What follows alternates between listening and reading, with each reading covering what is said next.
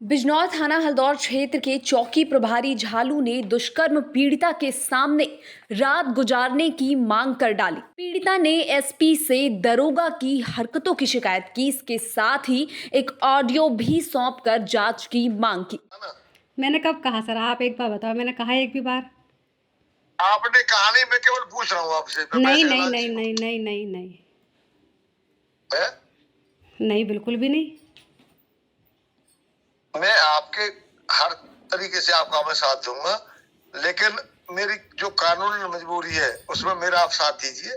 जी sir, बिल्कुल है ना? बिल्कुल बिल्कुल। कब आ रही हो? मैं सर कल परसों तक आ जाऊंगी, परसों तक। कोई दोस्त लेके आओगी? परसों को? अबे यार, यहाँ झालू में तो देख लो कम से कम। अच्छा, झालू में तो कोई सी दोस्त है ही नहीं मेरी। है? झालू में तो कोई दोस्त ही नहीं है, सबकी शादी हो गई मेरी दोस्तों की। तो शादीशुदा का मना कर देगी? शादीशुदा? हाँ? अब देखती हूँ। मना कर देगी क्या तुम्हारे कहने से? सर मेरी सारी सब फ्रेंड ससुरालों में हैं। और तुम आओ। मैं अपने घर हूँ। अगर दोस्त नहीं ला सकते हो तो मैं तुम्हें देखूंगा, मैं ध्यान रखना। अच्छा, ठीक है मजाक सर। नहीं कर रहा हूँ। ठीक है सर, ठीक है। नहीं, तुम नहीं ला सकती तो फिर मैं तुम्हें देखूंगा। अच्छा। मुन्ने सुन लो मेरी बात। हाँ हाँ। फोन पे कह रहा हूँ, चाहे मेरे रिकॉर्डिंग कर लो, फांसी लटका देना मुझे तो। क्या चाहिए सर? चाहे फांसी पे लटका देना मुझे। अच्छा। एसपी ने ऑडियो की जांच करवाई। उसमें अश्लील बातें सामने आने पर एसपी ने चौकी प्रभारी को तत्काल निलंबित कर दिया। 12 सितंबर 2023 को एक महिला ने हल्दौर थाने पर अपने ससुरालजनों के विरुद्ध दुष्कर्म, दहेज उत्पीड़न आदि धाराओं के अंतर्गत एफआईआर दर्ज कराई थी। इसकी विवेचना उप निरीक्षक धर्मेंद्र गौतम द्वारा की जा रही थी। कल इस महिला ने जनसुनवाई के दौरान मेरे सामने उपस्थित होकर एक प्रार्थना पत्र दिया था, जिसमें उन्होंने उप निरीक्षक धर्मेंद्र गौतम के विरुद्ध आरोप लगाए थे तथा एक ऑडियो रिकॉर्डिंग उपलब्ध कराई थी। ऑडियो रिकॉर्डिंग की जांच कल मेरे द्वारा एक महिला उप निरीक्षक से कराई गई। ऑडियो रिकॉर्डिंग में उप निरीक्षक धर्मेंद्र गौतम द्वारा अमर्यादित बातें कही गई हैं। इन बातों का तत्काल संज्ञान लेते हुए उप निरीक्षक धर्मेंद्र गौतम को मेरे द्वारा निलंबित किया गया है तथा इनके विरुद्ध आंतरिक सब परीक्षा प्रकोष्ठ को जांच सौंपी गई है। जांच उपरांत इनके विरुद्ध नियमानुसार वैधानिक कार्रवाई की जाएगी। बिजनौर के कस्बा झालू की रहने वाली महिला ने हल्दौर थाने में 12 सितंबर को आरोपी शोएब के खिलाफ मसूरी में एक होटल में दुष्कर्म करने सहित कई धाराओं में केस दर्ज कराया था। इस केस की जांच हल्दौर थाने के झालू चौकी प्रभारी धर्मेंद्र सिंह कर रहे थे। पीड़ित महिला बुधवार को एसपी कार्यालय पहुंची। एसपी नीरज कुमार जादौन से जनसुनवाई के दौरान मिलकर चौकी प्रभारी पर गंभीर आरोप लगाते हुए एक शिकायती पत्र दिया।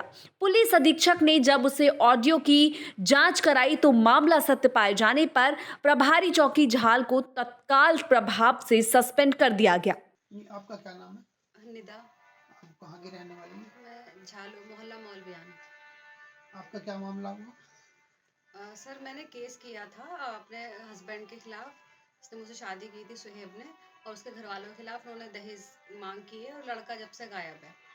तो जब मैंने केस किया, ये हल्दौर थाने में केस हुआ है, दर्ज हो गया है। और उसके बाद अभी उसकी विवेचना चल रही थी, जिसकी विवेचना कर रहे हैं ये धर्मेंद्र कुमार गौतम एसआई झालू चौकी इंचार्ज जो हैं, वो उसकी विवेचना कर रहे हैं। तो उन्होंने मुझे 16 तारीख को रात को कॉल करके बोला कि तुम सुबह मसूरी चलना है इन्वेस्टिगेशन के लिए, उसमें तुम्हें साथ जाना पड़ेगा। तुम सुबह वहाँ पहुँचो और हम तुम्हें वहाँ देहरादून मिल जाएंगे। उसने बोला तो मैं वहाँ गई। देहरादून 11 बजे पहुँच गई थी। 3 बजे वो आए वहाँ पर, और उन्होंने बोला अपने साथ किसी को लेकर आना। तो मैं अपनी फ्रेंड को साथ में लेकर गई थी, प्रियंका को। फिर उसके बाद वो उन गाड़ी में एक महिला कांस्टेबल थी, एक और कांस्टेबल था और दरोगा था वो जो एसआई वो है धर्मेंद्र कुमार। उन्होंने अपनी गाड़ी में हम दोनों को बिठा लिया। उसके बाद वो मुझे वहाँ मसूरी लेकर गए। मसूरी में इन्वेस्टिगेशन के लिए जिस होटल में हम रुके थे वहाँ पर उन्होंने इन्वेस्टिगेशन की। तो वहाँ रजिस्टर जो एंट्री थी वो एंट्री उन्होंने देखी, एंट्री उसमें थी, तो उन्होंने उसकी फ़ोटोकॉपी कराई, उसके जो वहाँ का मैनेजर था, जो वहाँ पर था, उसके साइन करा के उन्होंने उस पे उसकी मोहर लगवा कर के वो वहाँ से सारे प्रूफ़ ले लिए कि यहाँ पे ठीक है, रुके थे।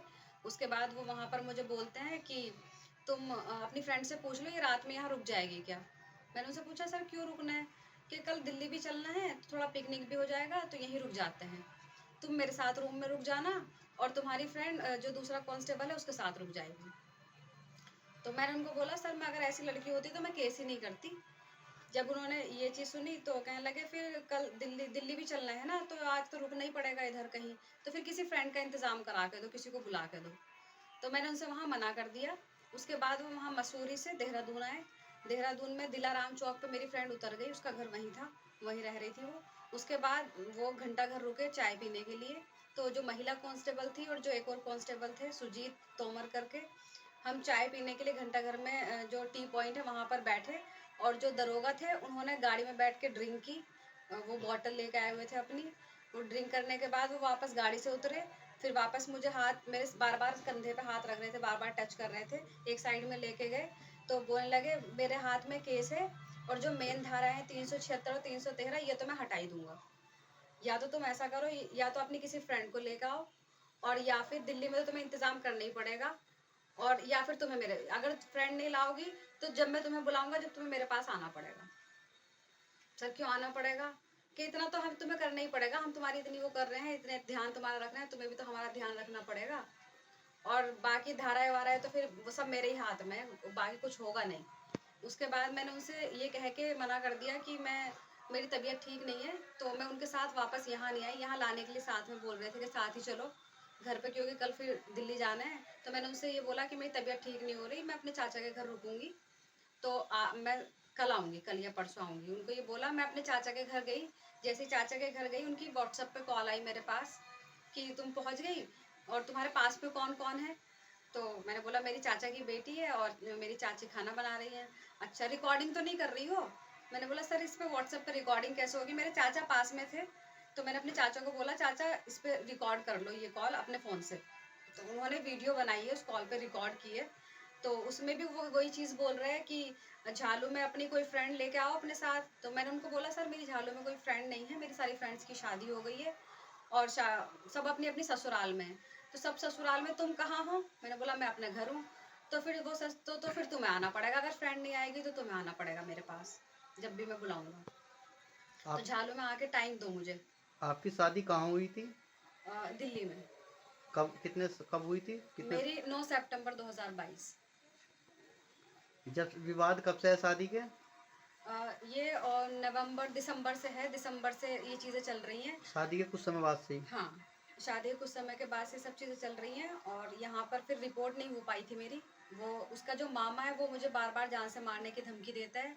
अभी 15 सितंबर को जिस दिन मेरे 161 के बयान थे, उस दिन भी उसका मामा यहाँ आके जो यहाँ के चेयरमैन हैं उनके पास आके उसको दरोगा को कॉल की थी। जब मेरे 161 के बयान थे मेरे सामने ही कॉल आई थी कि वो आए हुए हैं। फिर दरोगा उनसे मिला है उनसे जो भी है। उसके बाद उसके मामा मुझे यहाँ झालू में मिले थे और फिर वही बोल रहे थे कि दरोगा को तो हमने देख लिया है, केस वेस तो बनेगा नहीं और बाकी वापस लेना नहीं तो जान से मार देंगे। आपने हल्दौर थाने में मुकदमा कब लिखवाया था? हल्दौर थाने में मैंने शुरू में तो मार्च में लिखवाया था, लेकिन मार्च में मेरा कोई यहाँ पे कोई कार्रवाई नहीं हुई थी।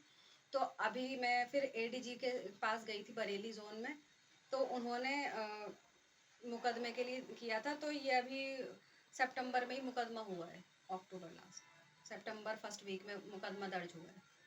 आपके हस्बैंड का क्या नाम है? सुहेब अहमद।